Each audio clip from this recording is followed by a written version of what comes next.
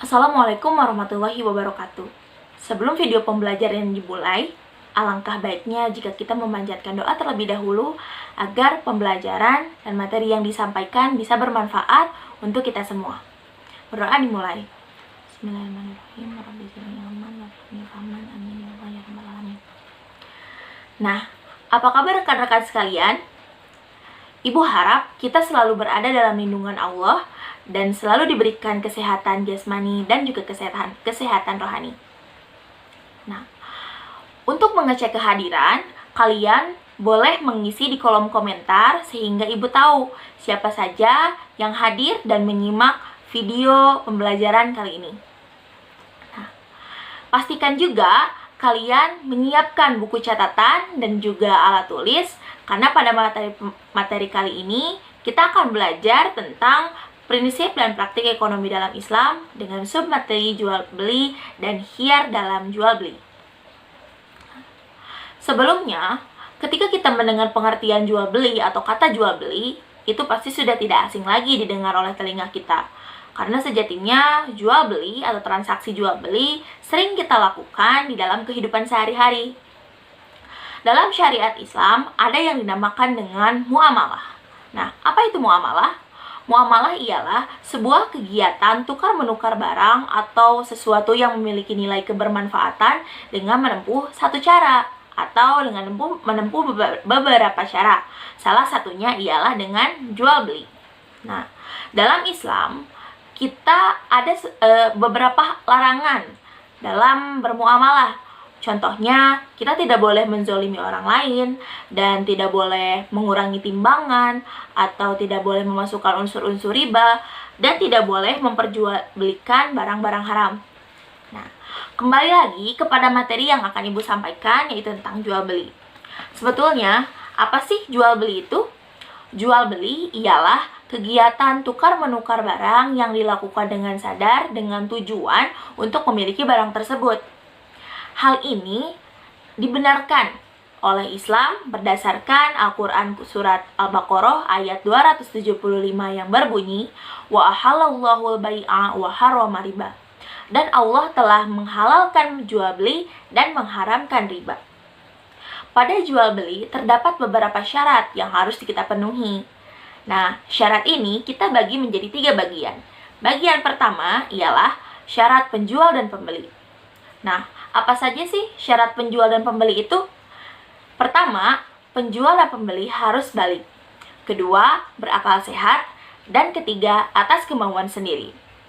Selanjutnya, syarat bagian kedua ialah barang dan uang yang digunakan dalam transaksi jual beli. Yang pertama, barang dan uang haruslah halal dan suci. Maksudnya apa?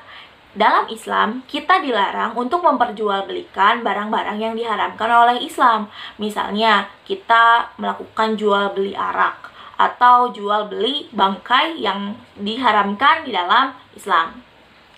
Selanjutnya adalah bermanfaat. Nah, hendaknya ketika kita melakukan transaksi jual beli, barang yang kita jual atau barang yang kita beli memiliki nilai kebermanfaatan supaya kita menghindari dari sifat boros. Selanjutnya,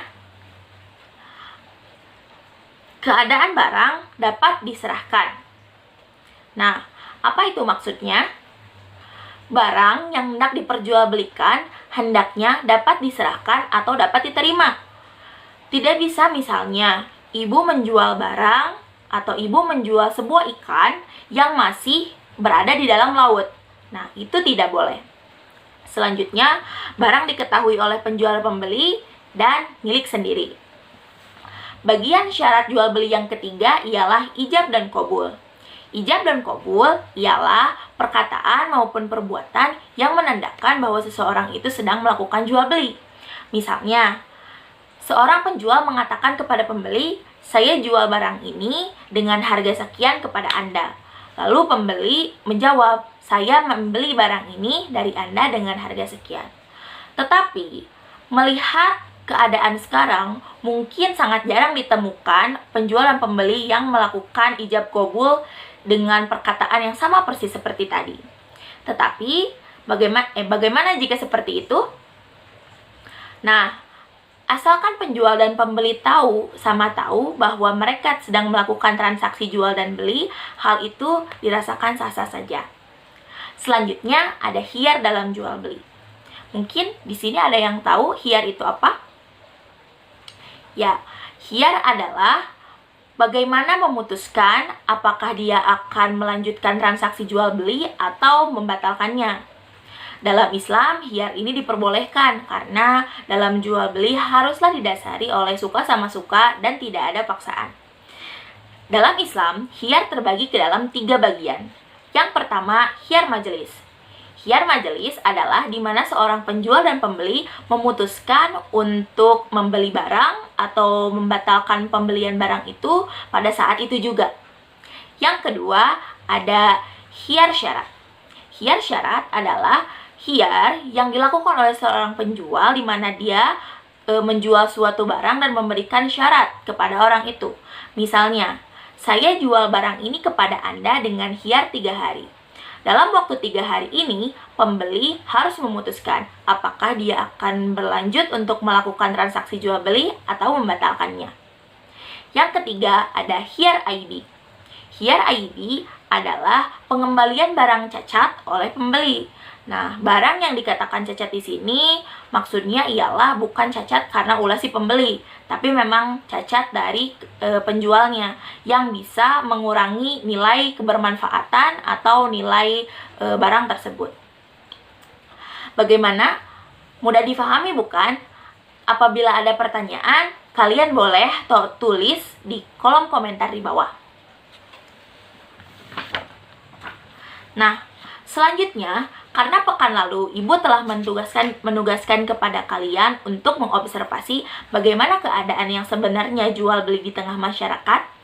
Dan sekarang Ibu telah mendapatkan hasil observasi dari kalian yang akan kita bahas bersama-sama. Apakah kegiatan jual beli di masyarakat sudah sesuai dengan prinsip dan syariat Islam? Langsung saja kita mulai dengan kelompok 1. Kelompok 1 menemukan adanya penimbunan barang. Nah, penimbunan barang ini sedang marak dilakukan apalagi di tengah mewabahnya virus seperti sekarang. Seperti ada penimbunan masker atau hand sanitizer. Nah, maksud penimbunan barang ini ialah untuk dijual kembali dengan harga yang jauh lebih tinggi daripada di pasaran. Apakah hal tersebut sesuai dengan syariat Islam? Tentu saja tidak. Karena kita telah belajar tadi bahwa dalam Islam atau dalam kegiatan bermuamalah dalam Islam itu tidak boleh menzolimi orang lain. Nah, dengan kita menjual kembali dan meraup keuntungan sebesar-besarnya, kita telah menzolimi orang lain. Nah, lalu, hasil observasi dari kelompok 2 ialah mereka menemukan kelebihan sebuah toko yang melebihkan atau mengurangi timbangan senilai 4,5 kilo misalnya. Toko tersebut akan menjatuhkan harga 5 kilo. Nah, itu tidak boleh. Nah, kenapa dikatakan tidak boleh? Karena sudah kita bahas juga, kalau di dalam bermuamalah di dalam Islam, kita tidak boleh selain menzolimi, kita juga tidak boleh mengurangi atau melebih-lebihkan timbangan. Untuk membuat pemahaman kalian lebih dalam tentang materi ini, Ibu akan memberikan beberapa pertanyaan yang harus kalian jawab. 5 orang pertama yang menjawab tercepat akan Ibu berikan 10 poin tambahan. Pertanyaannya ialah, jelaskan pengertian jual beli. Yang kedua, jelaskan makna dari Quran Surat Al-Baqarah ayat 275. Yang ketiga ialah, jelaskan macam-macam khiyar dalam jual beli. Pertanyaan dan jawaban harus ditulis dan dikirim ke email yang ada di bawah sini. Nah, untuk tugas minggu depan, Ibu menugaskan kalian untuk membuat ilustrasi jual beli yang sesuai dengan syariat Islam. Tugas yang kedua, kalian ada tugas membaca tentang utang piutang dan sewa menyewa. Lalu, kalian juga diminta untuk mengobservasi bagaimana kegiatan utang piutang dan sewa menyewa yang ada di tengah masyarakat. Sekian pembelajaran kali ini, mudah-mudahan bermanfaat untuk kita semua dan kita selalu diberi kesehatan oleh Allah Subhanahu wa taala. Aku qouli hadza wa astaghfirullahaladzim. Wassalamualaikum warahmatullahi wabarakatuh.